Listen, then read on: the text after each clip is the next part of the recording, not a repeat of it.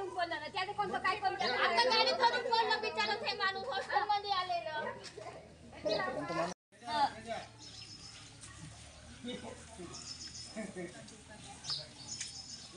आता येणं जाणं बंद करा तिथून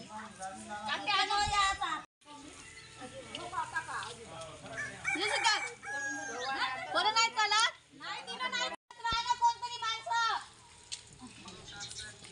अय्या सगळे जण चालतात टाका टाका रमाबाई ये तुम बॅग बंद करून टाकायचं काट्या टाकून द्यायचं बाई